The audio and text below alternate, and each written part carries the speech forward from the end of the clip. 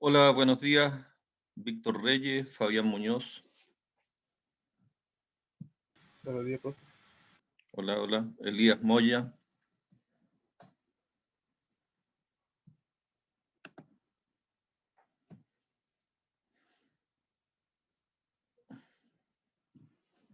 Les pido, coloquen por favor presente en el chat.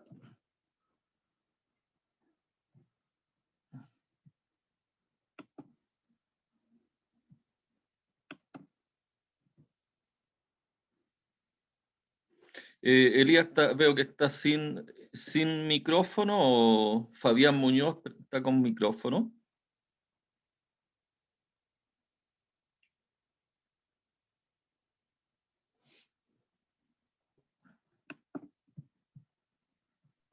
Profe. Hola. Se tenía desconfigurado el micrófono, disculpe. Ya. Eduardo Figueroa, buenos días. Hola, profe, buenos días. Eduardo, usted que trae temas a veces para reflexión, ¿algún tema para hoy día o alguno tiene tema? No, creo que es el otro Eduardo, yo no traigo ¿No ha traído nunca? ¿Y tiene alguno o no? No, yo no tengo. ¿Ah? Eh, No hay nada que le llame la atención en este mundo hoy día. no, ahora el apruebo del segundo retiro del 10% de las AFP, Tema interesante. sí, en la Cámara de Diputados. ¿Cómo lo analiza eso usted?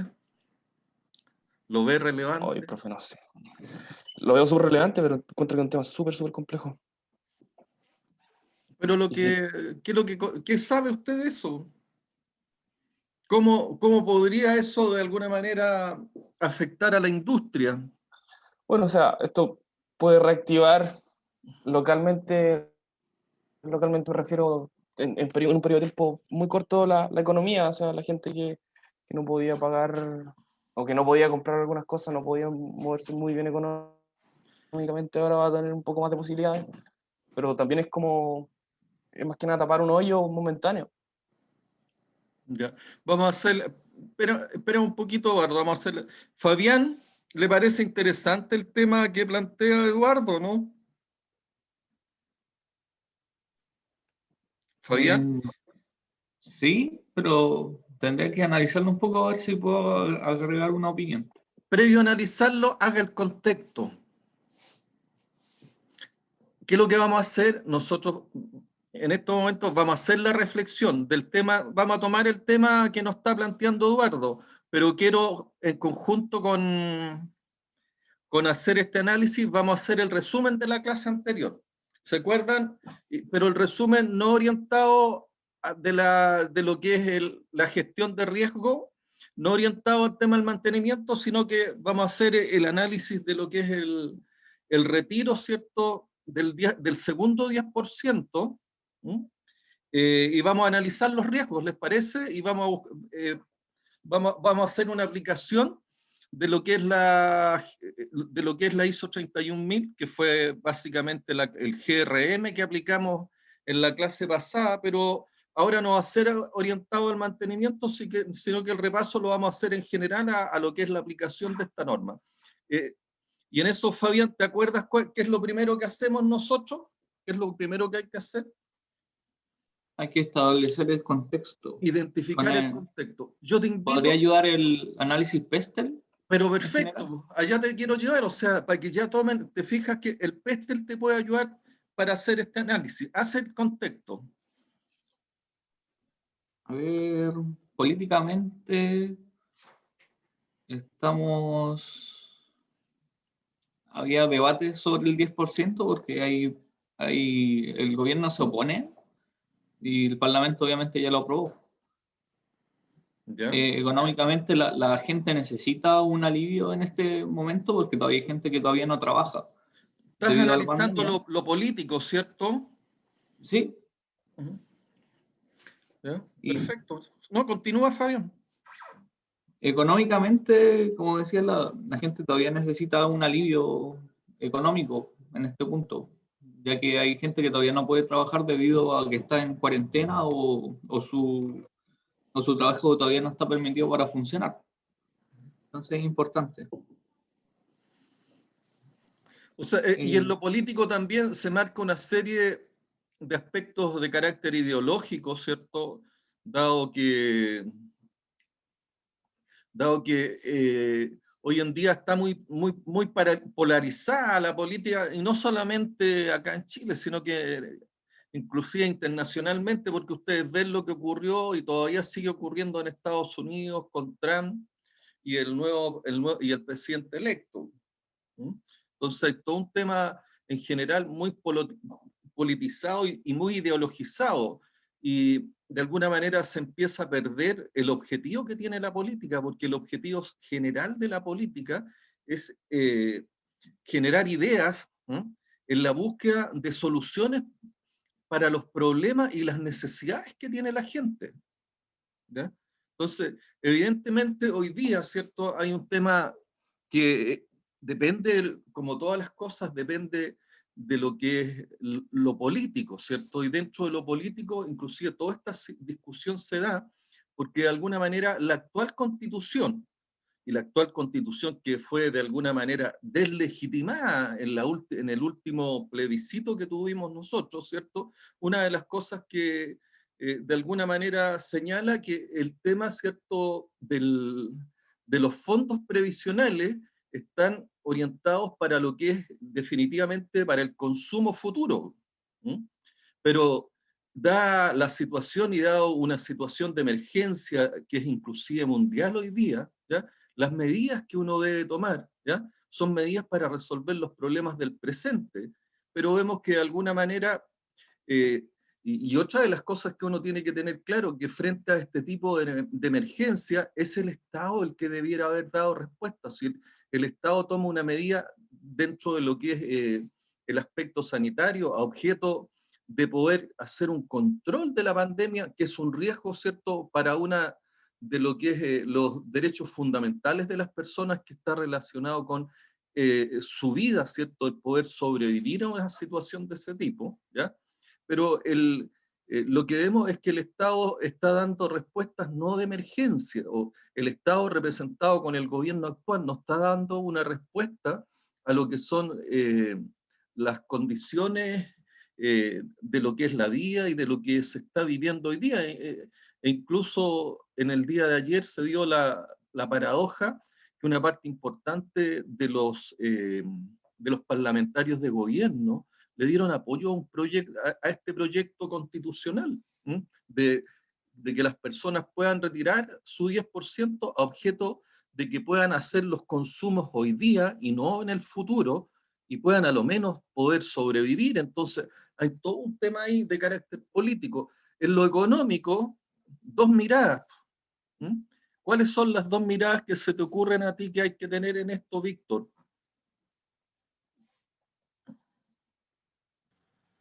Eh,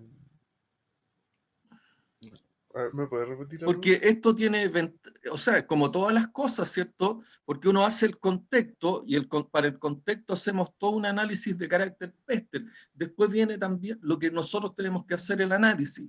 Cuando yo te digo, oye, esto tiene dos miradas, ¿cuál es el análisis que haces tú desde el punto de vista de tener dos o más miradas respecto a este retiro de fondos?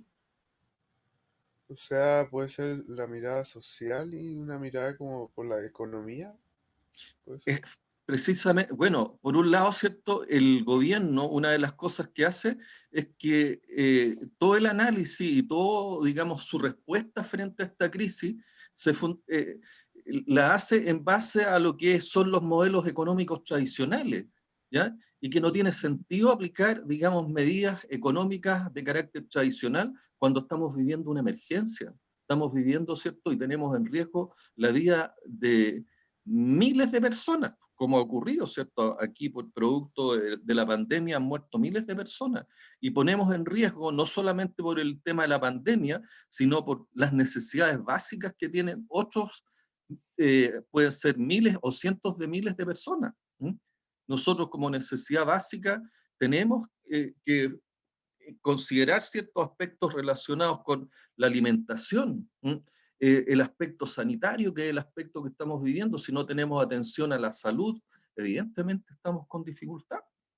Entonces, pero ¿Dónde ha estado el error del gobierno que inclusive ha significado, ¿cierto?, la crítica de su propio sector, en que el gobierno ha mantenido, ¿cierto?, ha mantenido políticas basadas en un modelo económico tradicional y no ha sido capaz de asumir estas condiciones de emergencia. Entonces, y del punto de vista, ese es del punto de vista económico, ¿ya? Pero del punto de vista social, evidentemente esto viene a resolver una serie de situaciones, ya que hoy día no hay trabajo.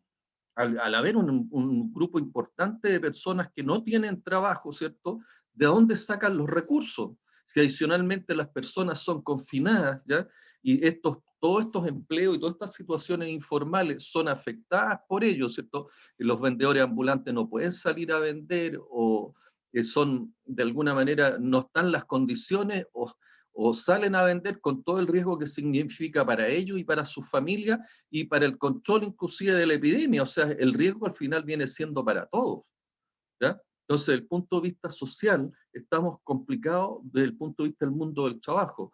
Desde el punto de vista de lo que es seguridad social, el tema de lo que son los servicios de salud y todo esto, evidentemente es un tremendo problema, ¿ya? ¿Por qué? Porque el problema hoy día es sanitario, pero este problema sanitario le pega a lo económico. Desde el punto de vista social, ustedes pueden ver lo que significa también desde el punto de vista de la educación. La educación es la única herramienta válida que tenemos para lo que es la movilidad social y que la gente salga de las condiciones precarias que puede estar viviendo, o quienes están mejor puedan llegar a una situación de más confort, producto de que se logra, ¿cierto?, llegar a mejores condiciones de vida por la vía de una mayor educación, tener acceso, cuando exista acceso, a mejores empleos, a empleos de mayor calidad. Entonces, desde el punto de vista social, este segundo retiro, claro que es un tremendo dilema que hay también, porque mucha gente se va a quedar sin sus fondos previsionales, pero uno pudiera decir, oye, ¿qué significa que quiere decir los fondos previsionales? La gente que va a quedar sin los fondos previsionales, lamentablemente ha sido gente que, cualquiera sea la circunstancia, va a tener que recurrir, ¿cierto?, a los fondos solidarios que tiene el Estado para tener acceso a lo que son estas pensiones mínimas, ¿ya? La gente que se ha quedado sin recursos, en definitiva, no va, en la actual situación, cualquiera sea,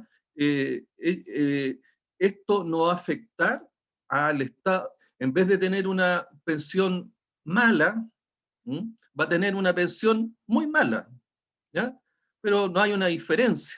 No hay una diferencia en el hecho de que se tenga o se retire, ¿cierto?, para poder sobrevivir en esta situación. Del punto de vista económico, también, de alguna manera, en la incorporación de estos fondos a la economía alivia también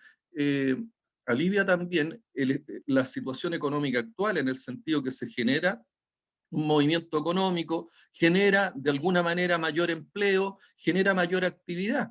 ¿Mm? Pero frente a todo esto hay que tener en consideración que nos mantenemos en pandemia. ¿Mm? Y aquí también, hay una política, ¿cierto?, que una política del punto de vista sanitario que es el paso a paso. ¿Mm?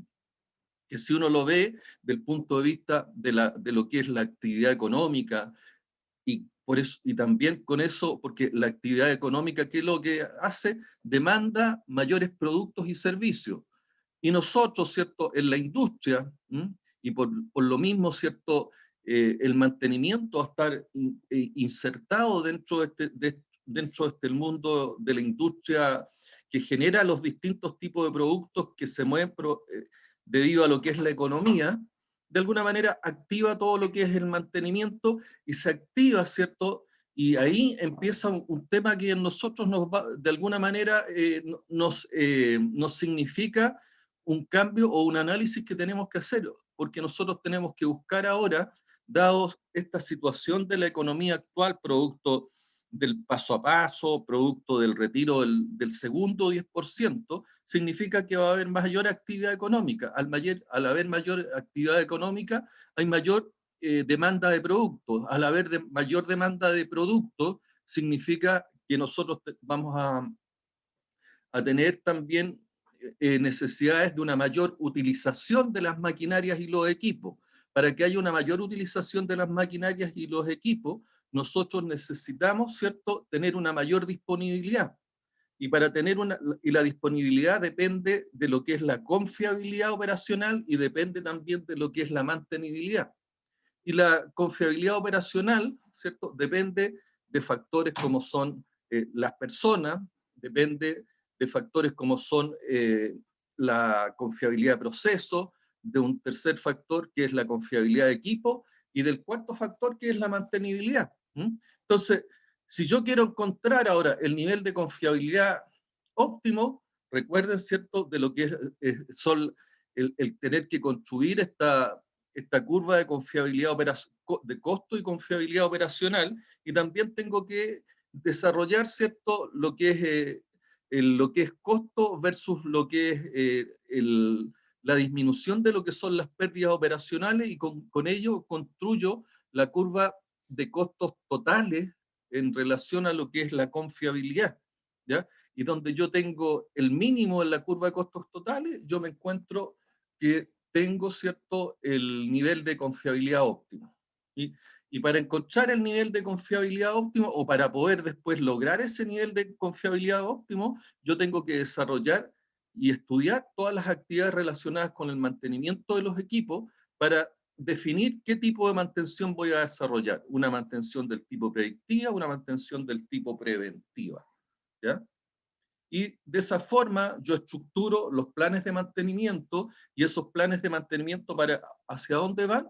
A, de alguna manera, tener administrados los riesgos de falla de los equipos y alcanzar el nivel de confiabilidad operacional que me va a permitir, ¿cierto?, el nivel de confiabilidad operacional óptimo para el contexto que estamos viviendo, ¿cierto? Este contexto, oye, de pandemia, este contexto donde se están haciendo los retiros de estos fondos previsionales.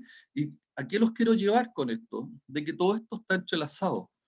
La actividad que nosotros estamos desarrollando, de alguna manera, se ve afectada, pero también contribuye o puede aumentar los problemas en los contextos de la vida misma, como esta situación que estamos viviendo. Comentarles, ¿cierto?, que yo traía como otros temas de reflexión, es la insostenibilidad que tiene hoy día la agricultura intensiva, que es un problema que nos vamos a ver enfrentado al futuro, que es la falta de terrenos fértiles para todo lo que es el desarrollo agrícola y su implicancia en la parte de los alimentos.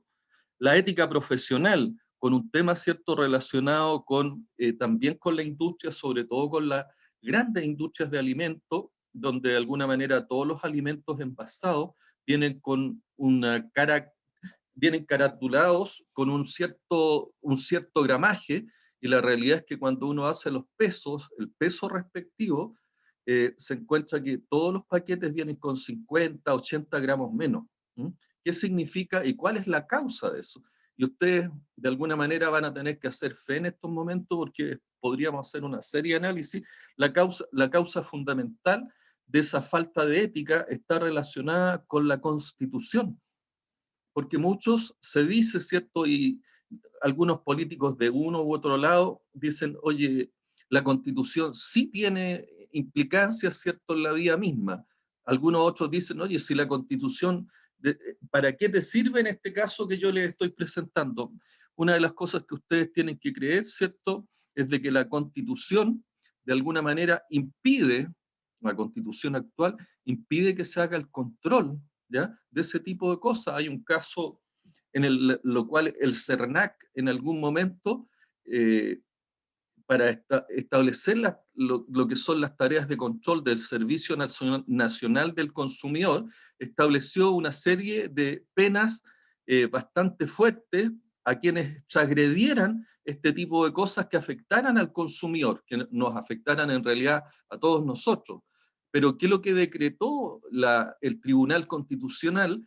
Señaló que esta medida era inconstitucional. Por lo tanto, el Tribunal Constitucional, que es un organismo que rige, que se vela, ¿cierto?, por todos los aspectos de la Constitución, señaló que es posible, ¿cierto?, que las grandes empresas y las grandes industrias de alimentos hicieran este tipo de actividad que es de carácter dolosa, porque Uno podría también hacer el análisis aplicando las 6M, y a qué se debe esto, pero en definitiva, ¿a qué se debe? A que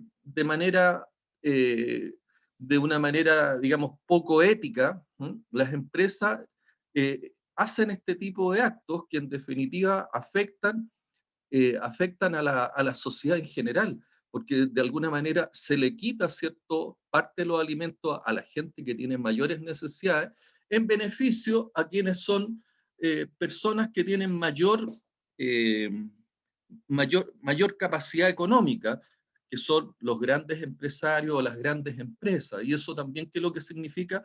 Que nosotros eh, incentivamos lo que es la inequidad e incentivamos lo que es el abuso. ¿Y qué es lo que ocurre con la inequidad o el abuso? Eso lo vimos el 18 de octubre y que ha ocurrido generalmente en el mundo. En el mundo, las condiciones de abuso hacia las personas terminan en revolución, terminan como terminó, ¿cierto?, la situación acá en Chile con el estallido social. Mensaje aquí es que nosotros, los ingenieros, ¿cierto?, el caso nuestro, nosotros vamos a estar al frente dirigiendo empresas, vamos a estar nosotros dirigiendo procesos industriales, ¿ya? Y para nosotros no puede ser menor que ocurran situaciones de abuso desde lo que son las empresas donde nosotros estamos dirigiendo, y en muchos casos, ojalá sea de muchos casos, ustedes van a llegar a ser grandes empresarios, gente que va a estar a cargo de lo que son las industrias en Chile. Ojalá sea así, pero con un actuar ético para que se den cuenta, porque tienen que darse cuenta de que estas situaciones, en definitiva, igual al final nos van a pegar a todos nosotros, porque ustedes podrán tener la mejor situación, pero en el caso de la Revolución Rusa, en el caso de la Revolución Francesa, que se genera también por abusos e inequidades, al final los reyes todos terminaron degollados. ¿Mm? Y aquí no hay reyes, pero sí hay una élite económica, política, que puede sufrir serias consecuencias frente a estos abusos. Entonces, una forma también de mantener la tranquilidad social es ser justo, ser equitativo, que no existan abusos, ¿ya? Y eso es parte de la ética profesional que nosotros siempre debemos tener presente. Les cuento en alguna oportunidad, en uno de los ramos de proyectos que yo dicto, un alumno me dijo, profesor, ¿qué puedo hacer yo para pagar menos impuestos? ¿Ya? Evidentemente, si ustedes me dicen, yo la respuesta la tengo, pero mi respuesta, y la respuesta que corresponde, yo le dije, yo una de las cosas que sueño, que ojalá pague siempre millones y millones de dólares en impuestos. Ojalá pudiera hacerlo siempre, eso me haría más feliz que estar tratando de evitar de pagar el impuesto al fisco, porque muchas veces eso significa, si los dineros y las políticas económicas están bien orientadas, que la gente de menores recursos, la gente que tiene menos posibilidades hoy día, va a tener una posibilidad de acceder a lo que es el desarrollo a través de mejor educación, a través de lo que son mejoras en los servicios de salud, a través también de lo que es las mejoras en la previsión y accesos a trabajos de mayor calidad. Entonces, yo quiero decirles, el mantenimiento, los procesos industriales, la actividad industrial, es una actividad que está muy relacionada es parte de la vida misma y es una necesidad de las personas, pero nosotros tenemos que llevarla de manera ética, ¿ya? Tenemos que cumplir con nuestras obligaciones de siempre. Cierra la reflexión Eduardo Figueroa. Usted la Sí, propuso. profesor, es que no sé qué más agregar al respecto. Pero hablamos, o yo parece que hablé mucho. O sea, podrá estar de acuerdo, en desacuerdo, o qué es lo que opinas. Sí. Y si te das cuenta que lo que estamos estudiando ahora sí tiene una implicancia, ¿cierto? Sí es importante para todos los aconteceres que hay en la política, en la parte social, en la economía. Darse cuenta que nosotros somos parte, ¿cierto? Y nuestra actividad y lo que estamos estudiando hoy día es un asunto. Podríamos inclusive entrar a hablar también de integridad operacional, competitividad, productividad. Todo eso está relacionado con lo que sucede hoy día en la política. Todo eso está relacionado con los aspectos relacionados con la salud de las personas, con lo que es la calidad del trabajo. Eso quiero que de alguna manera vayan desarrollando un relato al respecto, Eduardo, para que se den cuenta qué tan importante es lo que ustedes están aprendiendo y qué relación tiene con la vida. Si nosotros no sacamos nada con estudiar Fourier, estudiar mecánica de fluido al más alto nivel, si eso que ustedes están estudiando no sirve, ¿cierto?, para resolver los problemas y las necesidades que tienen las personas. Eduardo. Sí, sí, o sea, estoy de acuerdo en un amplio espectro de lo que dice usted. Sí creo que o sea, este problema del retiro soluciona un problema inmediato, pero en base a otro gran problema que tiene la sociedad chilena en estos días. Si va a reactivar la economía, si se va a necesitar mantenimiento con respecto a esto y... o sea, eso a grandes rasgos, profe. Fabián.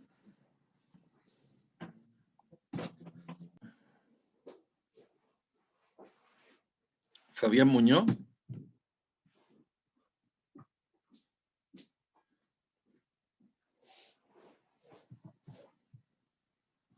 Elías Moya. Sí, profe. Bueno, complementando lo que usted dijo, también se puede analizar en el retiro del 10% de qué es lo que fue gastado este retiro. Ayer y ahora estaba revisando como una encuesta que salía que como el gran porcentaje de la gente gastó este 10% en insumos básicos como alimentos, etcétera. Otro gran porcentaje fue en pagar deudas, de servicios básicos como luz, agua, y un porcentaje pequeño lo invirtió como en tecnología y cosas así. Entonces igual como que va de la mano de lo que usted decía de que como estamos en un contexto de pandemia, hay mucha gente que está como en crisis y no puede pagar lo que es, no puede como sostenerse económicamente. Entonces este retiro fue como alivio para esas personas. Y eso va demostrado en las encuestas que están saliendo últimamente. Bueno, eso también, y también lo deben haber escuchado, porque en algún momento hubo mucha crítica de parte, principalmente de los partidarios de gobierno, en relación a lo que podía significar el retiro de este 10%, y que de alguna manera señalaba, ¿cierto?, que Chile, al hacer este tipo de política, se iba a convertir en una república bananera, ¿no? ¿Ya? Pero uno también, si bien puede ver los riesgos que significa este retiro de fondos, también esto tiene beneficios. Entonces, siempre uno tiene que hacer los análisis de riesgo, si bien tiene que considerar el tema político. Hoy día, más que existir políticas que orienten hacia mejores condiciones que apunten a lo que es el bienestar de la persona, hay mucha politiquería, es decir, hay una política de muy bajo nivel y que fundamentalmente se orientan a temas más de carácter ideológico que a una discusión seria en relación a tener una política de mayor calidad que apunte precisamente a lo que debe ser, buscar condiciones de mayor bienestar hacia las personas. Entonces, aquí normalmente uno tiene que tomar una decisión entre consumir hoy día o consumir mañana. Evidentemente, en condiciones de normalidad, la decisión va a ser, oye, tener un equilibrio entre el consumo en el día de hoy con el consumo del día de mañana. Pero cuando existe una situación de pandemia, no estamos hablando estamos hablando de una probabilidad bastante alta de enfermarnos, y junto con esa probabilidad o de contagiarnos y de enfermarnos, nosotros tenemos que buscar condiciones para que se puedan mitigar esos riesgos. Y la mitigación de esos riesgos está relacionado con lo que son las cuarentenas, pero las cuarentenas tienen que ir orientadas fundamentalmente con una buena política del punto de vista de proteger a las personas de todos los riesgos. Las personas de menores recursos, evidentemente, no tienen cómo protegerse, no tienen cómo hacer cuarentena, o sus condiciones, inclusive el hábitat donde se desenvuelvan, no son las más adecuadas. Por lo tanto, si no se inyectan los recursos económicos hoy día para superar la situación de pandemia, evidentemente, ¿qué expectativa uno podría tener a futuro de hacer uso de su ahorro previsional? Entonces, la política hoy día tiene que ver y solucionar los problemas de hoy día para que la gente pueda proyectarse hacia el futuro. Entonces, esa es una situación... Ok, Profe, dígame. y yéndose también por ese lado, que igual yo siento que últimamente la gente está como diciendo que la pandemia ya está pasando, pero si analizamos como Europa, están los rebrotes, y creo que es un punto Fíjate que yo lo traía como uno de los temas, que era el paso a paso y los riesgos, ¿ya? Sí. Y aquí yo también quería dejarles un mensaje. Ustedes tienen que ser muy cuidadosos en la situación actual, identificar claramente los riesgos, porque esta medida, si bien se orienta fuerte a controlar uno de los riesgos importantes, que si nos basamos en el PESTEL, ¿cierto?, que es el económico, ¿ya? Pero si ustedes me dicen, si esto no es bien administrado, no es bien llevado, evidentemente vamos a tener lo que tú estás señalando, los rebrotes se nos van a venir y con consecuencias, pero quizás peores de las que hemos tenido a la fecha. Sí, y eso iba que, no sé, bueno, te sabes que últimamente estuve yendo mucho como a sistemas de salud y etcétera, y estuve mucho en el Frique y está lleno el hospital, y ahí hay una fuente como de contagio muy alta, y ahí no hay como distanciamiento social, no hay mucho, y en verdad es como, no sé, como que yo sentía que la gente estaba como olvidando que estaba en pandemia, mientras estaba como en el hospital, era como muy extraño.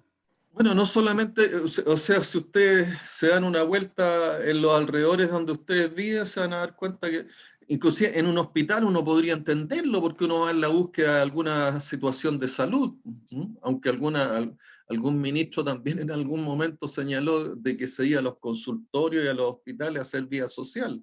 Yo no creo que sea así. Necesariamente la persona que va a un consultorio va por una situación, ¿cierto?, relacionada con un aspecto fundamental y un derecho fundamental que es la salud. Entonces, ahora también el Estado, ¿cierto?, el gobierno tiene que tener, tiene la obligación de tratar de darle tranquilidad a la gente, ¿ya? Y eso ustedes lo ven cuando hay también un pronunciamiento, el punto de vista económico del ministro de Hacienda. El ministro de Hacienda trata también de darle tranquilidad a la gente. Eso en condiciones normales, porque hoy día las declaraciones al parecer no han sido muy afortunadas del ministro de Hacienda, pero todos los ministros de Hacienda, una de las cosas que buscan es darle tranquilidad a la ciudadanía, de tal manera de que de que la gente tenga la tranquilidad, pueda invertir, porque la economía depende mucho de un aspecto que es social, y el aspecto social está relacionado con las culturas, está relacionado con una parte que no es donde no se puede hacer un modelamiento exacto, ¿ya? Sino que el modelamiento social depende mucho de factores psicológicos. La economía depende mucho de lo que son los factores psicológicos. Por lo tanto, una de las cosas que el ministro de Salud, el ministro París, una de las cosas que trata también él es de darle tranquilidad a la gente y mostrar un poco, de dar elementos que generen optimismo y tranquilidad, pero en eso hay que ser muy cuidadoso. Yo los invito a eso y era parte también de lo que quería dejarles presente en la reflexión. Nosotros tenemos que, si queremos de alguna manera salir lo más rápido posible de esta situación, tenemos que ser cuidadosos, tenemos que invitarlos también a que estén evaluando riesgos, ¿ya? ¿Por qué? Porque hay muchas situaciones de riesgo con todo lo que estamos haciendo. La apertura de los malls, la apertura de los restaurantes, el hecho ya que estemos entre la fase 3, 4, evidentemente genera mayor movilidad. El transporte, uno puede observar el transporte, yo de repente miro micros por ahí, todas las micros llenas, no hay distanciamiento social, hay gente que hasta se le olvida ya que hay que tener los elementos básicos, usar mascarilla, lavarse las manos, distanciamiento social. Yo vivo cerca acá de Reñaca, ayer me di una vuelta por Reñaca y la realidad parecía un fin de semana de verano, ¿ya? Con mi señora una de las cosas que analizamos también es que hay mucha cesantía. Y al haber mucha cesantía, oye, ¿qué hace la gente? La gente sale a pasear, trata de distraerse, trata de olvidarse de la situación, pero es un riesgo, ¿m? Es una situación de riesgo que ustedes me dicen, oye, ¿y esto qué tendrá que ver con el mantenimiento? Claro, tiene mucho que ver, ¿m? Tiene mucho que ver, porque en definitiva es la actividad industrial la que requiere de ser mantenida, y en estos momentos la actividad industrial está con una contracción tremenda. ¿M? ¿Y qué es lo que tenemos que tratar? Es salvar la actividad industrial. Y forma de salvar la actividad industrial y que ustedes a futuro, ¿cierto?, tengan trabajo, ustedes puedan tener una... O sea, las expectativas cuando uno estudia ingeniería es que va a tener un bienestar inclusive por sobre la media, ¿ya? Pero bajo esta situación, hoy día yo no sé si tendrán la posibilidad, si salen hoy día, de tener trabajo. ¿Mm? Entonces, uno podría tomarlo, oye, no, si no pasa nada con todo esto. Tenemos que ser todos responsables, todos cuidarnos y todos cuidar el sistema que tenemos, ¿ya? En lo político uno podrá estar de acuerdo con algún tipo de gobierno, ¿no? Pero eso no... uno no podría pensar en que uno va a vivir sin política, no podría pensar que uno va a vivir sin gobierno, ¿ya? Y no podría pensar de que un país se pueda sostener y sea sostenible y sustentable, ¿cierto? Si es que, si es que la mayor parte de la ciudadanía no pone todo su parte. ¿Mm? Y entonces ahí los países que progresan y se desarrollan es porque tienen culturas superiores, y esas culturas superiores pasan fundamentalmente por la responsabilidad que tengamos todos nosotros.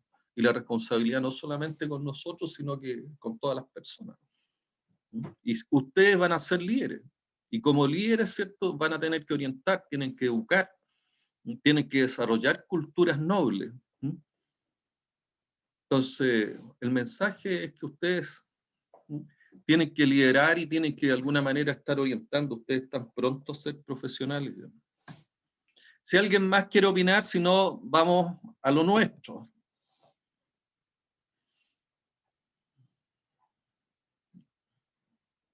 ¿Alguna otra opinión? Bien. Hicimos y llevamos adelante, ¿cierto?, de la agenda la reflexión. Como siempre nos pasamos más de la cuenta en la reflexión, pero vamos a salir adelante en la agenda de la mañana. Nosotros hemos visto, ¿cierto?, que estamos en la unidad temática número 3, donde fundamentalmente lo que presentamos acá son los distintos métodos de mantenimiento. Presentamos ya en extensión, y fue parte del análisis que hicimos en el resumen, lo que es la gestión de riesgo en el mantenimiento, que es una aplicación al mantenimiento de lo que es la ISO 31000, donde los riesgos son los riesgos asociados a la falla. ¿Y qué es lo que hacemos nosotros a través de la aplicación de la ISO 31000? Buscamos e identificamos tanto los equipos más críticos en los procesos, hacemos los análisis correspondientes de estos equipos más críticos.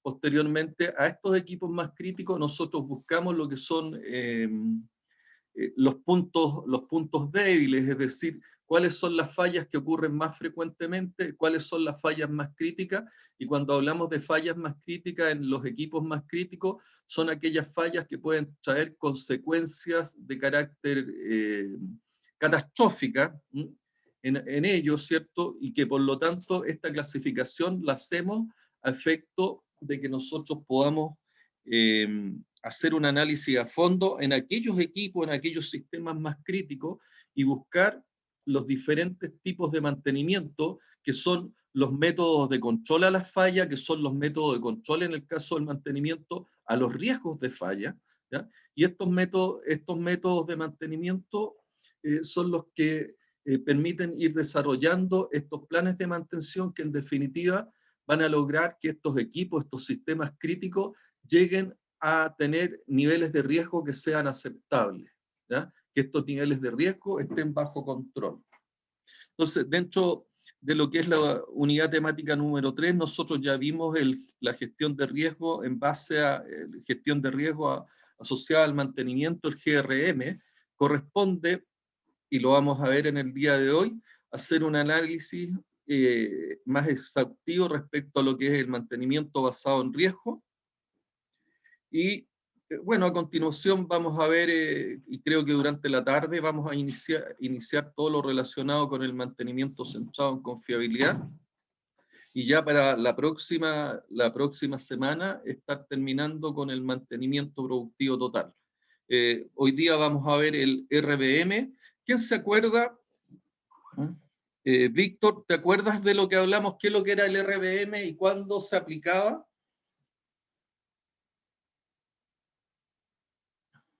Víctor. Hoy no me acuerdo muy bien. Voy a buscar. ¿Qué se te ocurre?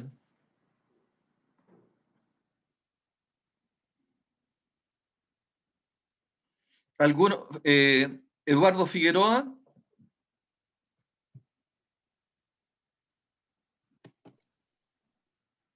Eduardo, Recuerdo ¿te bien, acuerdas? el nombre era mantenimiento basado en el riesgo, Mantenimiento basado en riesgo. pero bien cómo se aplicaba no recuerdo bien, profe. El mantenimiento basado en... Primero, interesante, ¿cierto?, saber que el mantenimiento basado en riesgo nace en lo que es la industria del petróleo. ¿Ya? El mantenimiento basado en riesgo y la inspección basada en riesgo, ¿cierto?, se basa fundamentalmente en lo que es la API, que es el Instituto del Petróleo Americano, las normas del Instituto del Petróleo Americano, precisamente nace en la industria del petróleo y tiene algunas normas que yo inclusive, si a ustedes les interesa este método y les llama la atención, aparece una descripción bastante detallada sobre estas normas en la API 580 y la API 581, y ustedes pueden googlear y buscar, digamos, mayores detalles sobre esta norma, ¿ya? Es bien interesante, digamos, porque muestra lo exhaustivo y lo meticuloso que es este sistema. ¿Por qué? Porque el mantenimiento basado en riesgo, el RBM y el RBI, que es la inspección basada en riesgo, fundamentalmente se orienta a aquellas industrias donde una falla pueda tener una consecuencia de carácter catastrófico, ¿ya?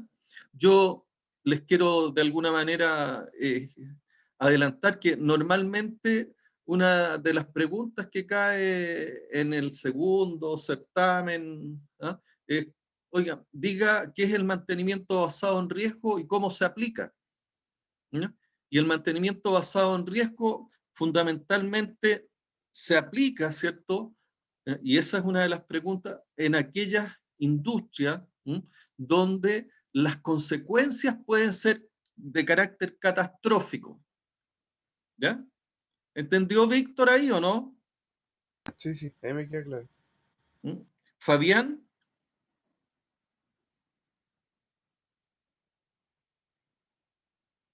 Sí, súper claro. Recomendación para Víctor, Fabián, Elías, Eduardo. Esa es una de las preguntas que siempre cae en los certámenes. Elías Moya, ¿entendió en qué tipo de empresas se aplica, cierto, el RBM? Sí, profe. ¿Cuál? En industria ¿Cuándo donde aplicaría usted, le hago la pregunta del certamen, ¿cuándo aplicaría usted el RBM? bueno, lo aplicaría en industria donde la consecuencia de una falla tiene carácter catastrófico. Tiene carácter catastrófico. ¿Y qué significa que estas consecuencias, dónde puede tener consecuencias, cierto, una falla? ¿En O sea, qué pueden verse esas consecuencias? en el HSEC se puede analizar. Con el En- HC. sí. Sí, por ejemplo, a ver, dímelo. Como por ejemplo la salud de los trabajadores, si es que afecta de manera catastrófica la salud de los... Puede afectar la salud de los trabajadores, ¿cierto? Contaminación, una explosión, producto de un mal control de temperatura o una explosión producto de que haya un manómetro obstruido, que exista un mal diseño, ¿cierto? O no haya control de presiones, se genera una explosión, y esa explosión hace, ¿cierto?, que aparezcan gases contaminantes. Aparte, ¿cierto?, de los riesgos de una explosión, que la explosión, ¿cierto?, es una reacción química violenta. Y cuando hay una reacción química violenta, normalmente se genera una onda expansiva. Adicionalmente a la onda expansiva, los elementos, se generan gases que pueden ser tóxicos. Cuando hay una onda expansiva, también producto de la expansión, se desprenden muchos elementos que son sólidos y metálicos que pueden dañar a las personas. Entonces, evidentemente puede haber un daño a las personas. ¿Qué otra cosa puede resultar dañada? Como ejemplo el medio ambiente. Si vemos como contaminación. El medio ambiente, perfecto. ¿Qué otra cosa, Elías?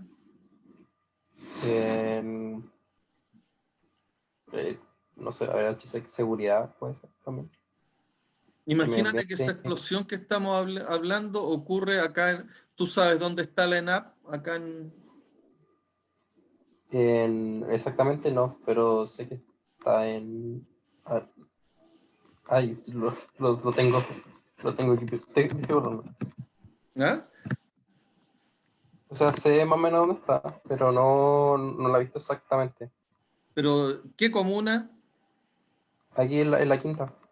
Perdón, en la comuna. ¿Ah?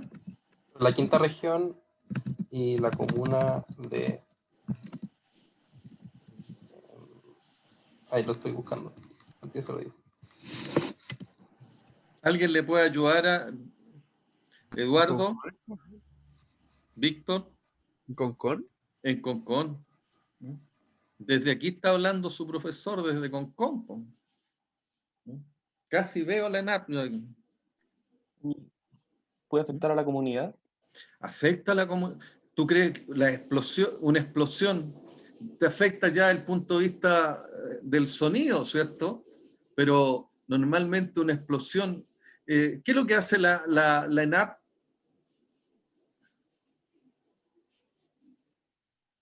Maneja combustible. ¿Cómo a qué se refiere? Refina, es una refinería de petróleo. ¿Ya? Y esa refinería de petróleo, a través de lo que es el proceso principal, se denomina de craqueleo, ¿ya? Donde se van separando por temperatura los distintos productos, desde lo que son algunos productos aromáticos hasta lo que son petróleos, el fuel 6, petróleos de distintas características, la benzina, el combustible para los aviones, y dependiendo, como les digo, de las temperaturas se produce este proceso de craqueleo, ¿ya? Pero están presentes combustibles. ¿Y los combustibles qué característica tienen? Altamente inflamable. Son altamente inflamables. Se producen gases, y adicionalmente hay riesgos de explosión, ¿ya? Por lo tanto, en este tipo de industria, los riesgos, como dijo Elías, riesgo a las personas, riesgo al medio ambiente, riesgo a las comunidades. Pero son solamente esos los riesgos que están presentes. ¿Se acuerdan que hablamos de distintos tipos de riesgos la otra vez? ¿Qué otros riesgos, qué otros peligros hay en estos procesos? Acuérdense que los peligros son aquellos, ¿cierto?, que pueden traer como consecuencia un daño, una lesión o una pérdida. Económicos también. Económicos también.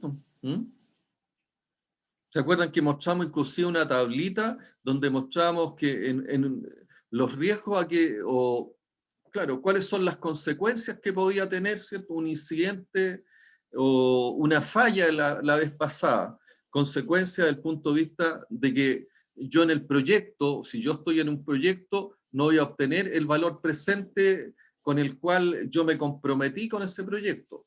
Hay riesgo económico desde el punto de vista de las utilidades operacionales. ¿Mm?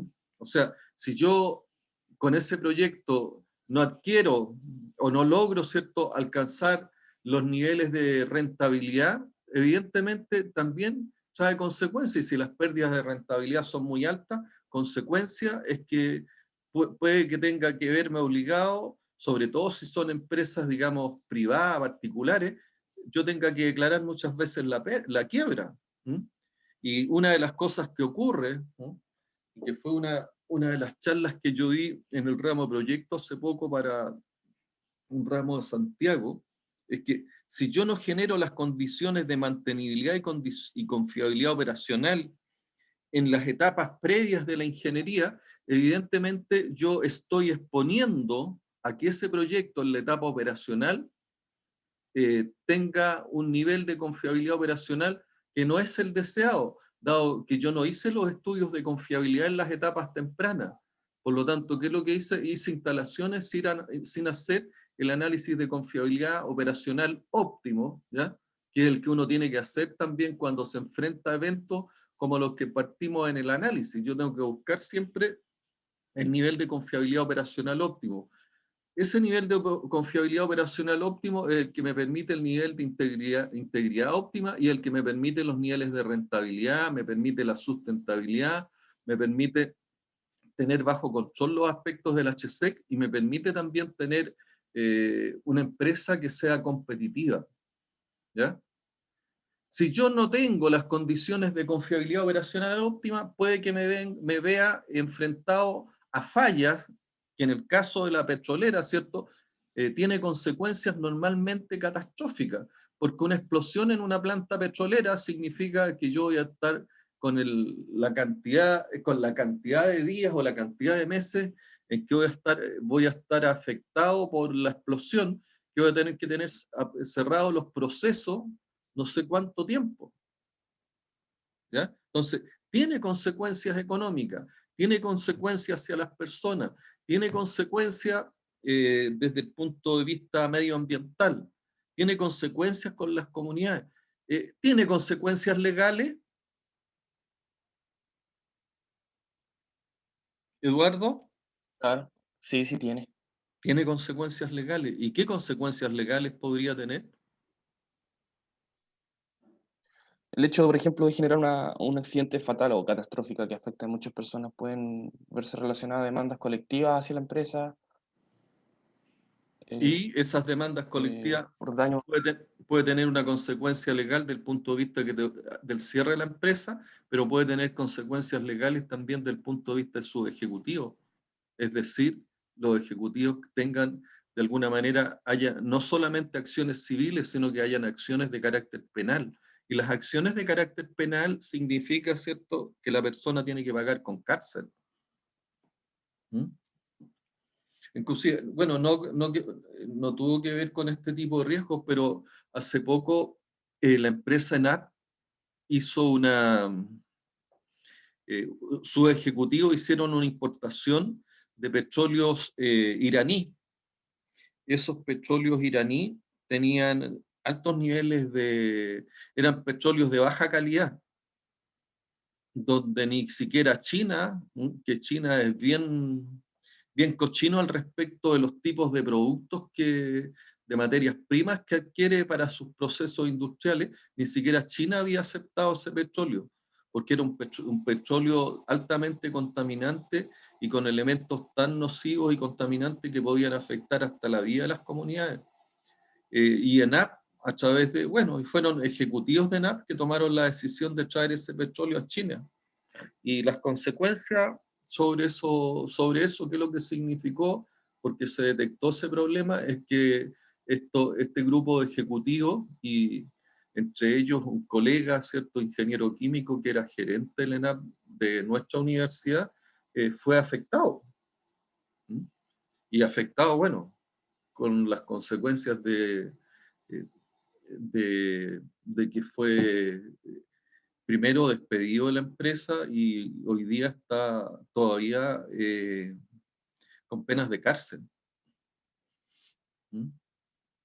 Entonces, era más o menos contemporáneo mío, lo conocía, vivía también cerca de donde vivo yo, la casa en venta, su familia en bastantes malas condiciones. Entonces, esas consecuencias legales pegan sobre alguno de nosotros. O sea, él fue en algún momento, así como ustedes son compañeros, fue compañero no de carrera, pero sí fue compañero de universidad. Y así uno ve varios que pueden estar expuestos a estas consecuencias legales. Por lo tanto, que hayan consecuencias de carácter catastrófico, ¿ya? Significa de que hay consecuencias de todo tipo, económicas, ambientales, a las personas, legales. ¿Qué otra consecuencia podría tener una falla catastrófica?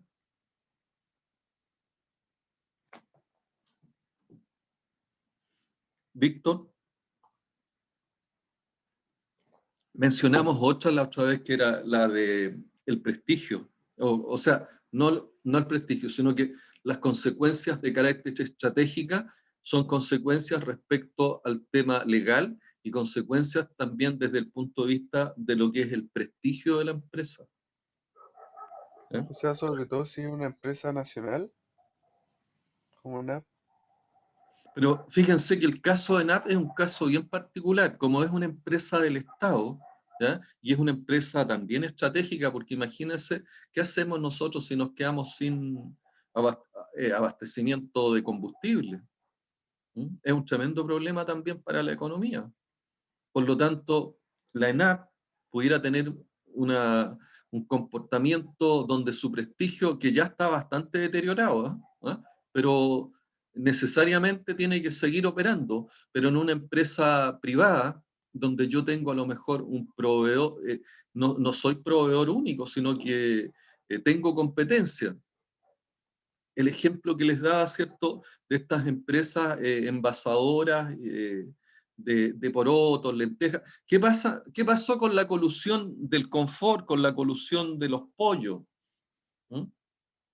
Uno pudo identificar cuáles son las empresas que están involucradas.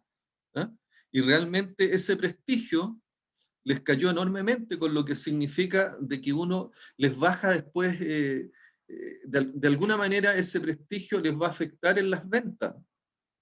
Si les afecta en las ventas, va a afectar en lo que es la producción. Y el que afecte en la producción también va a afectar en el empleo. Y el que afecte en el empleo significa una contracción de la economía, con las consecuencias también para las personas.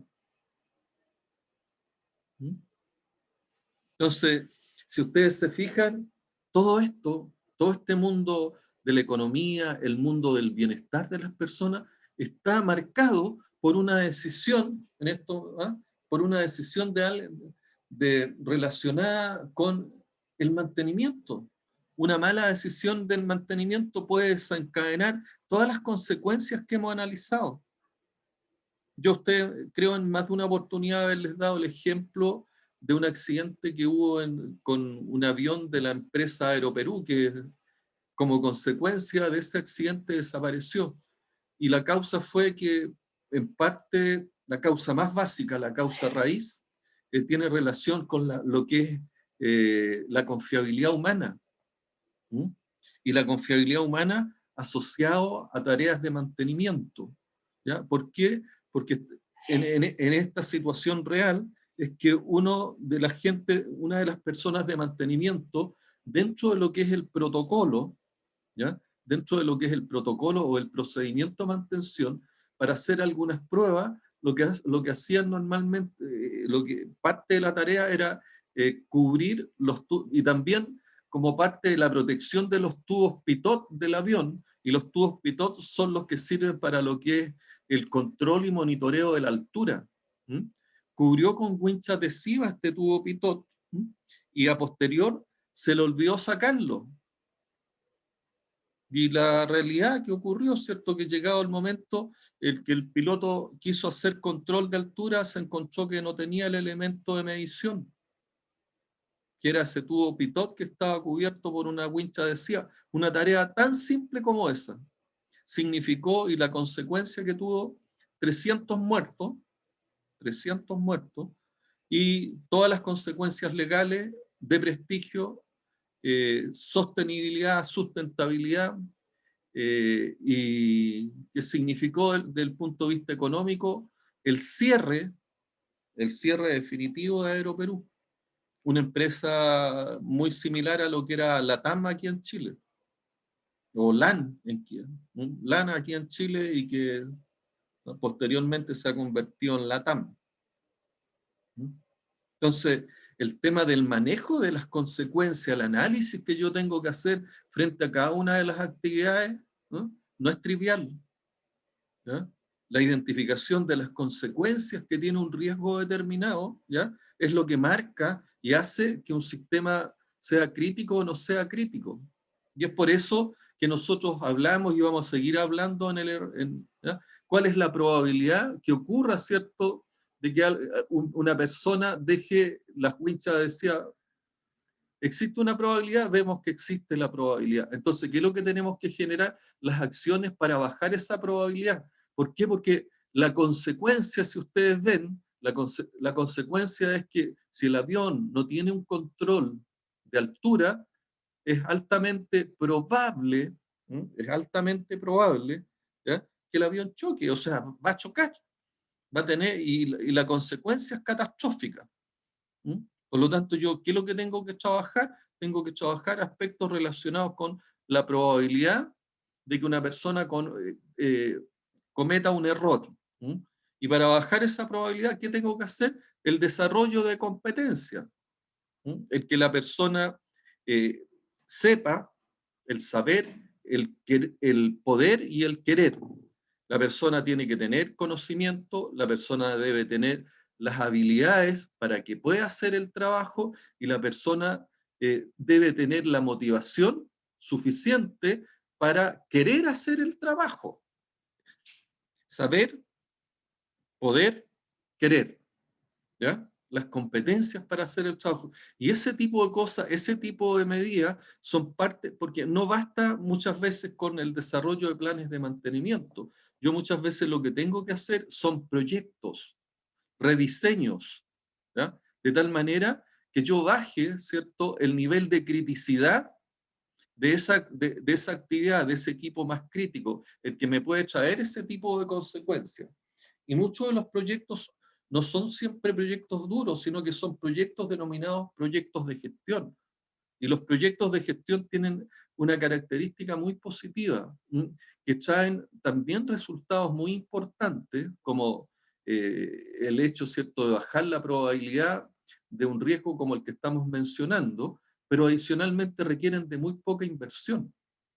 A diferencia, ¿cierto?, de los proyectos en activo físico, donde son la incorporación de nuevas tecnologías, de nuevos equipos, donde yo tengo que invertir mucho. Las inversiones son millonarias. Entonces, el tipo de proyectos de gestión, normalmente yo puedo lograr resultados impactantes desde el punto de vista económico y también desde el punto de vista de la gestión, ¿ya?, frente a situaciones o frente a consecuencias tan críticas como las que hemos estado analizando. Recuerden, y el RBM y el RBI también consideran cierto efecto de establecer los niveles de criticidad, cuál es la probabilidad de que se genere el evento y también cuál es la consecuencia. A diferencia, aunque el GRM también puede considerar, ¿cierto?, la probabilidad desde el punto de vista estocástica, al igual que lo que es el RCM, que en definitiva el RCM no trabaja con probabilidades estocásticas, sino que trabaja con probabilidades cualitativas, y más que con probabilidad el RCM trabaja con frecuencia. En el caso del RBM, como se aplica normalmente a situaciones, ¿cierto?, donde las consecuencias de una falla pueden ser catastróficas, yo lo que trabajo es con probabilidades estocásticas, es decir, con probabilidades experimentales y considerando fuertemente el concepto del contexto operacional donde se desarrollan las actividades, de tal manera de tener las probabilidades más, las mejores, los mejores valores de probabilidades en relación a lo que son las fallas, de tal forma de que yo pueda hacer los controles, dado que las consecuencias son catastróficas, ¿ya? Entonces, el RVM tiene otra característica. El RVM es un método de mantenimiento que muchas veces resulta de alto costo, pero es mucho más eficiente que cualquiera de los otros métodos desde el punto de vista de lo que es la determinación de la probabilidad de falla. ¿Consultas hasta aquí, Víctor? No, ninguna. Fabián.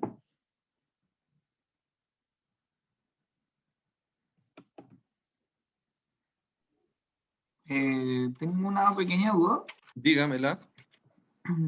O sea, está basado en probabilidades, pero usualmente cuando no se tiene ningún dato de los procesos o de un equipo nuevo, más que nada hay que hacer como un brainstorming, como dice, y analizar todas las posibilidades. ¿Hicieron probabilidad y estadística ustedes ya o no? ¿Fabián? No, yo no, al menos. Todavía no. ¿Tú eres industrial o no? Sí. No vas a tener probabilidad y estadística. Pero lo que sí, ¿qué es lo que hace uno? Uno tiene, de alguna manera, se puede basar en datos reales que uno tenga en cuanto a cuál es la periodicidad, cuál es el tipo de falla, ¿cierto? Y puede construir a partir de lo que son los sistemas de administración del mantenimiento, los ERP, uno puede construir con el historial de falla, puede construir, ¿cierto? Haciendo todos los análisis correspondientes y haciendo todas las regresiones lineales, no lineales, puede determinar el nivel de probabilidad de manera bastante cercana en los equipos, el nivel de probabilidad de falla en todos los equipos que son más críticos. ¿Ya? O puedes basarte, lo cual uno, dependiendo del contexto operacional, puede cambiar en algún porcentaje, ¿cierto? La probabilidad de falla de un equipo que esté operando acá a nivel de mar, en respecto a un equipo que esté operando en las alturas, ¿cierto? Y en una zona donde las temperaturas pueden ser diferentes, ¿ya? Ahora, esas son correcciones que uno va haciendo y producto también de la experimentación y producto de una serie de antecedentes a objeto de llegar a determinar la probabilidad de falla de manera más exacta y precisa, ¿cierto?, en el contexto operacional que se trate. La confiabilidad de falla, la probabilidad de falla o la confiabilidad depende mucho también del operador. Depende del contexto operacional y depende del operador. Por lo tanto, uno también tiene que hacer los análisis correspondientes que le permitan llegar a la probabilidad estocástica, a la probabilidad más próxima a la que uno obtendría de manera experimental. ¿Ya? Muchas veces la probabilidad, o sea, una forma experimental de determinar es colocar un equipo, por ejemplo, ustedes pueden colocar, y eso es, digamos, tiene alguna facilidad y una posibilidad de efectuarse, que uno coloque unas 100 bombas de iguales características, ¿cierto? Y en la medida que estas bombas están funcionando, operando, este es un método para determinar confiabilidad y determinar probabilidad de falla. En la medida que uno va viendo que las bombas van saliendo de servicio, va determinando también el tiempo medio entre fallas, el MTBF, ¿cierto? Va determinando la probabilidad de falla a través de algunos algoritmos matemáticos, ¿ya? Y eso también es posible hacerlo en lo que es la industria. Pero ¿cómo lo hace ahí? Fundamentalmente se basa, ¿cierto?, en la historia que van teniendo los equipos. A mí en algún momento me tocó hacer un trabajo en lo que es la casa de moneda, un trabajo orientado a lo que es el reemplazo máquinas para que fabrican billetes. Me acuerdo bien que la marca de la máquina era una impresora de billetes marca Intaglio Giori, una máquina italiana. Y para hacer ese estudio de reemplazo de la máquina, porque uno normalmente hay proyectos que realiza donde tiene dos alternativas retadoras. Una de ellas, ¿cierto?, es hacer el reemplazo de la maquinaria, o la otra es hacer el overhaul. El overhaul es una tarea de mantenimiento que lo que busca, ¿cierto?, es llevar a la máquina o al equipo a su estado original. Es un tipo de mantenimiento de carácter preventivo que se hace. Y en esa oportunidad, la tarea fundamental era o hacemos el overhaul de la maquinaria o tomamos la determinación de comprar una máquina nueva. Y para hacer el análisis de confiabilidad y calcular la probabilidad de falla, me basé todo en un historial de más o menos 20 años, ¿no?, donde la gente, ¿qué es lo que tenía? Tenía las órdenes de trabajo, y las órdenes de trabajo estaban hechas de manera manual. En ese tiempo estamos hablando, a ver, ustedes estaban muy lejos de nacer todavía, estamos hablando del año 90, 88, 90, ¿ya? Donde de partida la Casa de Moneda en ese tiempo no tenía RP, por lo tanto todo el trabajo se hizo a mano, y para eso habían algunos alumnos ayudantes, y ellos hicieron todo el trabajo estadístico, es decir, sacar toda la información desde las órdenes de trabajo e ir identificando cuáles eran las fallas. Se determinaron también las frecuencias de falla y se pudo tomar una determinación. Y esa es una forma también estocástica, entendiendo que hay mucha información también que hay que ir filtrando y eliminando, ¿ya? Pero se van construyendo curvas hasta llegar a una curva donde sea más o menos representativa, una curva representativa de los distintos modos de falla, ¿ya? Y en este caso llegamos a la conclusión y terminamos reemplazando al equipo, pero esa es la forma como yo puedo de alguna manera desarrollar estas probabilidades de carácter estocástica, ¿ya? Adicionalmente, uno trabaja mucho y sobre todo en el mantenimiento basado en riesgo, y vamos a hacer un ejercicio al respecto en relación a lo que es el árbol de falla. El árbol de falla a través de algunos indicadores, de sistemas lógicos para lo que es la toma de decisiones, yo voy construyendo las configuraciones respectivas, de tal manera de llegar a determinar la probabilidad de la falla del sistema, y con ello puedo construir todo lo que es los métodos también de confiabilidad. Pero eso se trata fundamentalmente, la probabilidad estocástica nace de un tema prácticamente experimental o de un análisis estadístico a través de distintos modelos que uno puede tener y algunos métodos matemáticos para ese desarrollo, de tal manera de llegar a la probabilidad más exacta o más exacta y precisa en relación a lo que es la falla. Adicionalmente, uno, como les decía, usa el método del árbol de falla, que le permite determinar en definitiva cuál es la probabilidad de falla de un sistema. Esa probabilidad de falla se determina, y esa es la forma estocástica de hacerlo. Víctor, ¿se entiende? Fabián, Elías, Eduardo. Sí, gracias, profe, me quedó claro. Fabián. Sí, yo hablé. Ya. Víctor. Sí, todo bien. Elías. Sí, profe, se entiende bien. Sí. Eduardo. Sí, profe. Sí, se va entendiendo. Bien, aquí vienen algunas definiciones con respecto a lo que hemos estado hablando, ¿cierto? Y que ustedes las tienen ya en el aula. El mantenimiento basado en riesgo cobra mucha importancia en los procesos de alto riesgo, ¿cierto? evaluación probabilística de riesgo, análisis en el árbol, lo que es el FTA, el árbol de falla.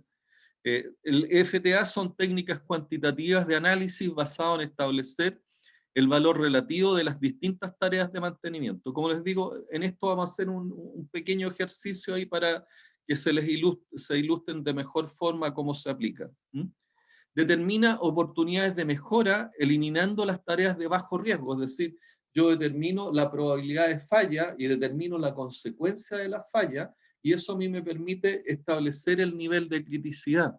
¿Eso lo entienden de manera clara, Víctor? Creo que sí. ¿Sí? Fabián, ¿tú lo entiendes? ¿Te queda alguna duda? Que yo lo que hago, ¿cierto?, es determinar la probabilidad de falla, y esa probabilidad de falla, para poder evaluar el riesgo, yo la multiplico por la consecuencia de la falla. Sí, súper ¿Sí? claro. ¿Elías? Sí, profe. ¿Sí? Eduardo, ¿te queda claro a ti eso también? Sí, profe. ¿Sí? Ya. Lo más probable es que en este certamen nosotros hagamos un ejercicio cortito matemático, donde sobre todo yo lo que quiero es que ustedes entiendan estos conceptos. ¿Ya? Que el valor el nivel de riesgo, ¿cierto?, es la probabilidad, en el caso del mantenimiento basado en riesgo, es la probabilidad estocástica por las consecuencias de las fallas. Entonces, yo no les voy a pedir calcularme la probabilidad de fallas, sino que lo más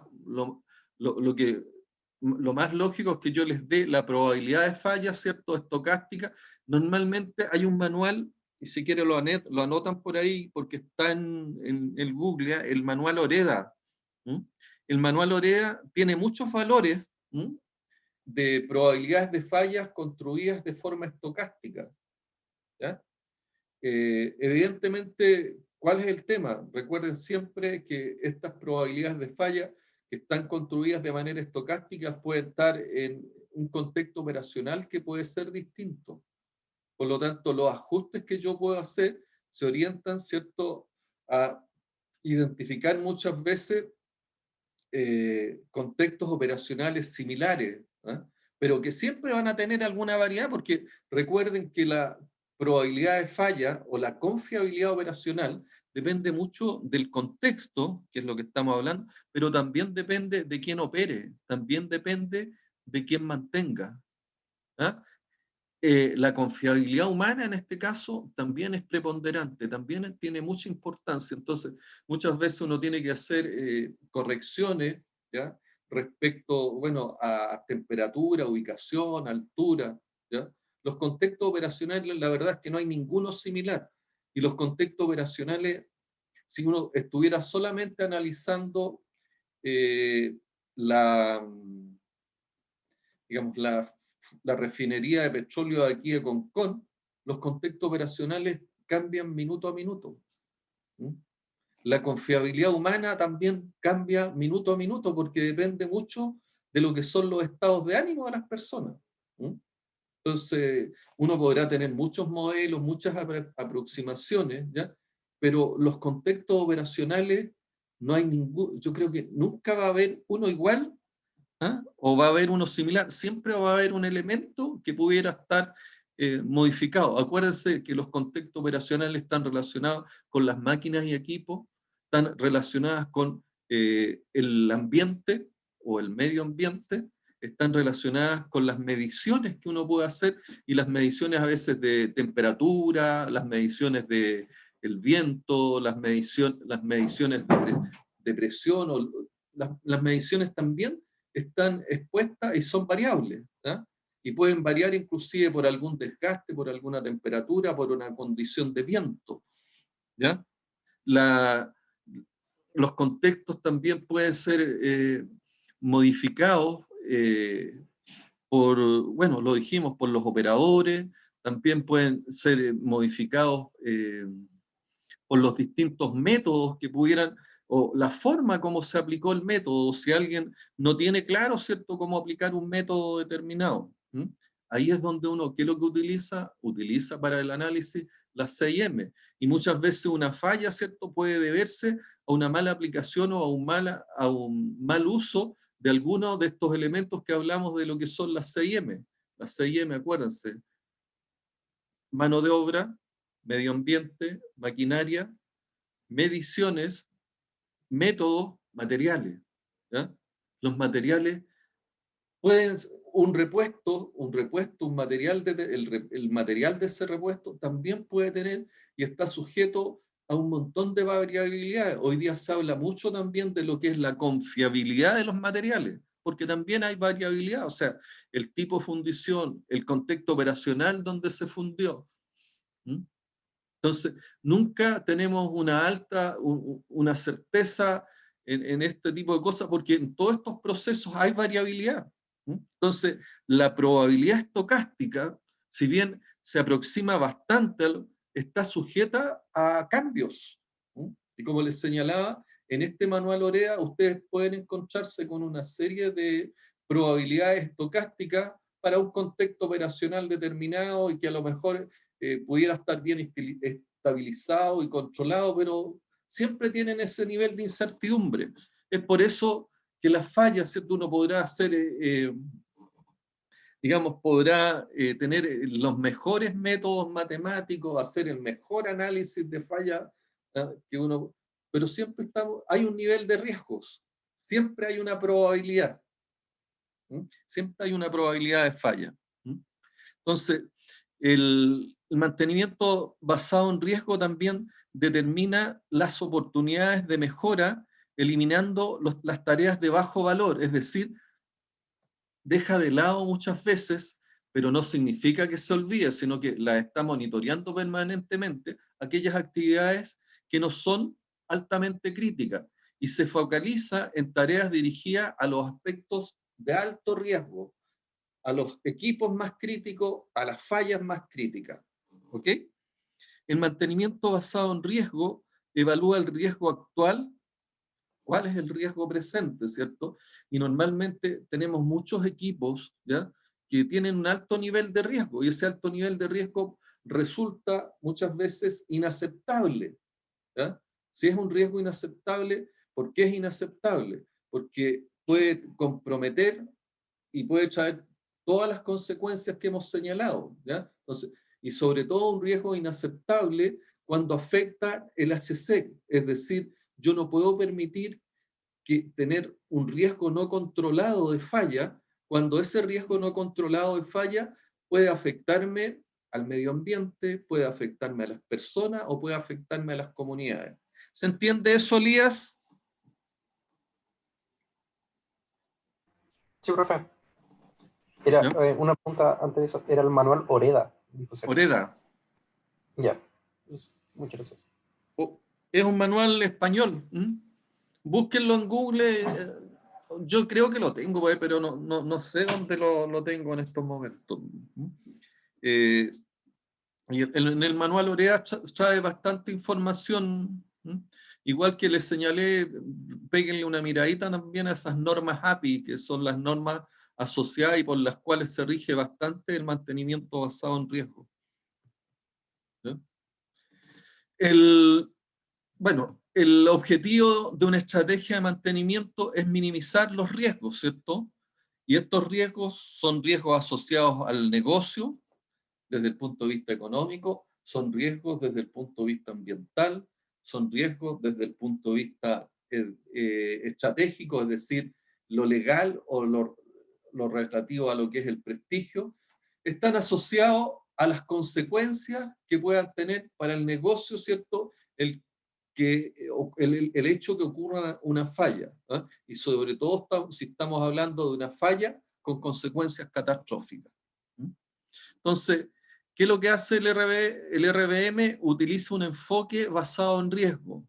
Se asegura una estrategia que obedece a esos objetivos. Y las estrategias es lo que yo de alguna manera voy a, o la vamos a ver con un poquito más de detalle más adelante, y fundamentalmente se basa también en lo que es, si ustedes me dicen, es muy similar a la aplicación de la ISO 31000, ¿ya? Entendiendo, ¿cierto?, que la ISO 31000 puede utilizar probabilidades estocásticas o puede utilizar lo que es la frecuencia para su evaluación. El caso del RBM, lo que utiliza son las probabilidades estocásticas. Y el método fundamentalmente, ¿qué es lo que tiene? Primero, un análisis de contexto. ¿Sí? Y este análisis, para hacer el análisis de contexto, recuerden que pueden, lo primero es la identificación del contexto. Esta identificación del contexto, lo que puede hacer es un análisis total del sistema donde está inserto, ¿cierto?, este proceso productivo. Y el análisis total del sistema siempre es recomendable tener presente el PESTEL, ¿ya? En segundo término, ¿cierto?, lo que hace, ¿cierto?, es un análisis técnico del sistema. Y el análisis técnico del sistema, que normalmente está asociado, y lo van a ver ustedes en la metodología como el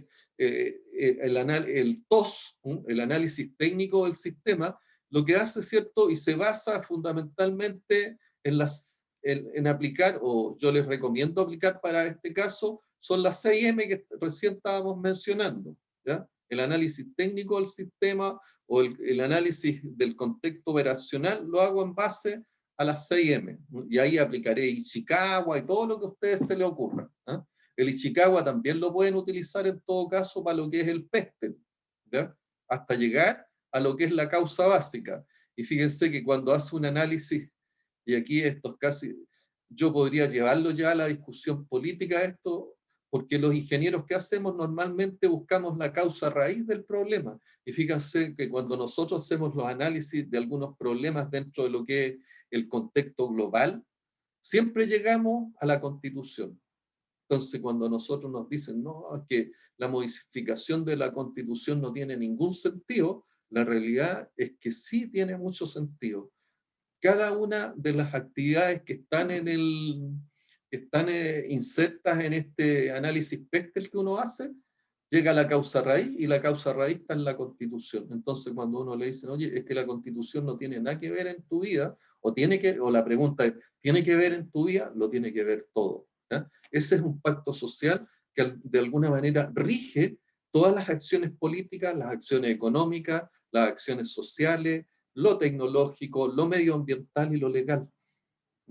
Entonces, si ustedes quieren hacer una discusión objetiva, ¿ya? Sin meter el tinte politiquero que existe hoy día para lo que es cualquier toma de decisión, hagan el análisis y busquen la causa raíz. ¿Y a qué van a llegar en esa causa raíz?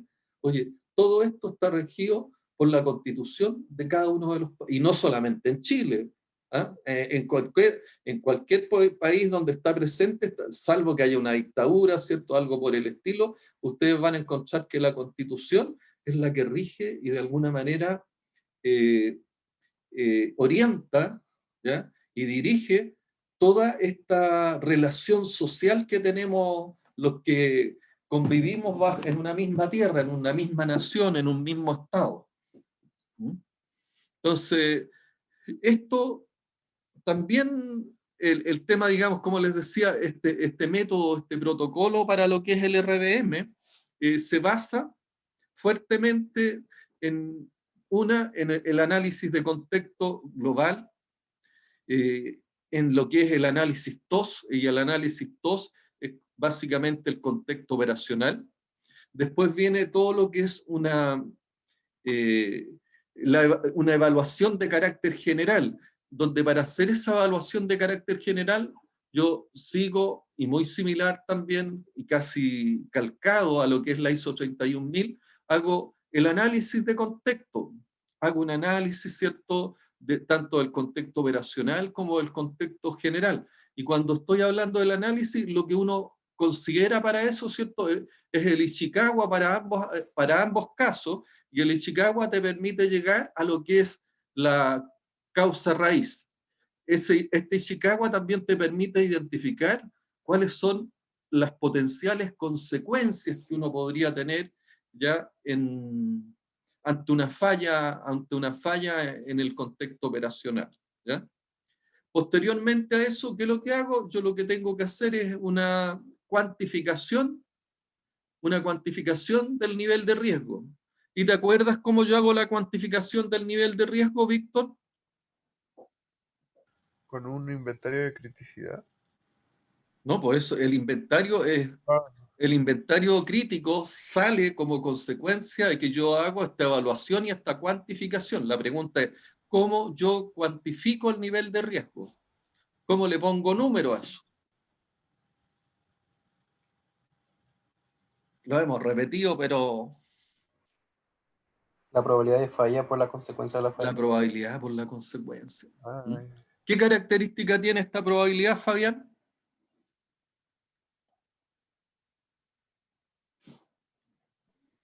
Está basada en probabilidades. Es estocástica, es experimental, ¿ya? Porque la otra, yo puedo también, la otra también puedo basarla en probabilidades, pero probabilidades que no son matemáticas, no son experimentales, porque yo puedo hablar de probabilidad alta, o puedo hablar de probabilidad muy alta, alta, mediana, baja. Y estoy hablando de evaluación de probabilidades también, pero de forma cualitativa, ¿ya? Entonces, yo hago esta cuantificación de las probabilidades, esta cuantificación que es lo que me permite jerarquizar, es decir, yo identifico lo que les señalaba, identifico claramente aquellas actividades que pueden ser altamente críticas y cuyas consecuencias pueden ser catastróficas, ¿ya? Esas son actividades críticas y por eso que hago un análisis ya, hago este análisis probabilístico, hago este análisis que a mí me va a permitir identificar esta probabilidad de falla, pero de manera bastante aproximada y certera, ¿ya?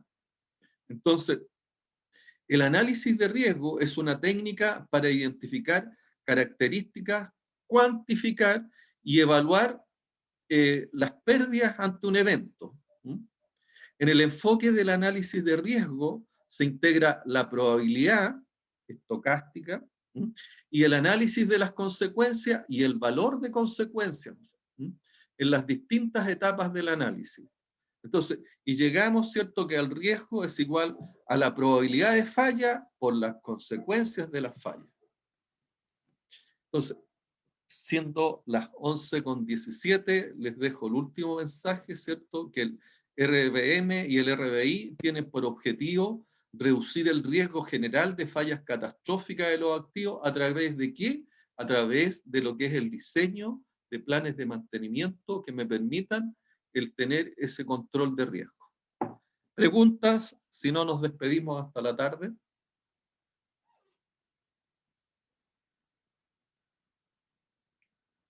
Víctor, no, ahora me quedó más claro lo otro. nos vemos en la tarde. Fabián, No, ninguna duda. nos vemos en la tarde también. Sí. Elías Moya, No, profe, nos vemos en la tarde. ok. Eduardo, Todo bien, profe. nos vemos en la tarde. Nos vemos, que esté bien. Ya que estén bien.